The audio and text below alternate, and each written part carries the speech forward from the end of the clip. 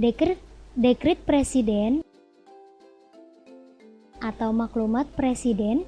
Dekret Presiden keluar dengan alasan karena kegagalan Dewan Konstituante dalam menyusun UUD yang baru mengganti UUDS 1950 yang digunakan sebagai landasan nasional di masa demokrasi liberal. Dekret dikeluarkan karena persaingan antara politik yang memiliki ideologi masing-masing. Kemudian ada penolakan terhadap konsepsi presiden oleh parlemen dan penolakan terhadap anjuran presiden yang mengatakan harus kembali ke UUD 45.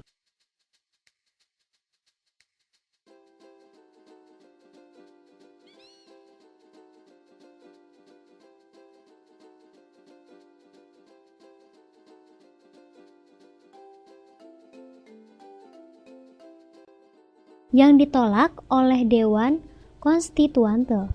Sebelum dekret, pemerintah mengeluarkan SOB negara dalam keadaan darurat perang. Hal ini memungkinkan presiden untuk mengambil langkah-langkah penting guna menyelamatkan negara. Dengan keluarnya SOB, presiden dapat menggunakan kekuatan bersenjata untuk membekukan parlemen. Karena kondisi yang kacau, negara akan terpecah belah pasca permesta, kemudian adanya pertentangan antara parpol yang melibatkan berbagai macam pihak di pusat maupun di daerah.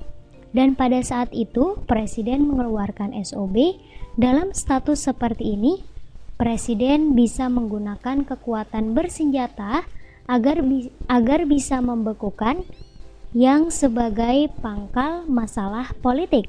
Ekonomi yang ada di Indonesia karena parlemen dianggap sebagai pangkal masalah darurat segala macam sosial dan politik maupun ekonomi yang ada di Indonesia. Isi dari dekret yang berkaitan dengan konstitusional adalah berlakunya kembali UUD 45, tidak berlakunya kembali UUDS 50, akan dibentuk DPAS dan MPRS, dibubarkannya konstituante dengan adanya dekret sebagai awal mula berlakunya demokrasi. Berlakukannya demokrasi terpimpin yang konsepsikan oleh presiden. Dekret sebagai awal mula terjadinya demokrasi terpimpin yang dikonsepsikan presiden tahun 1957 depan sidang parlemen, yang merupakan bukan landasan konstitusional.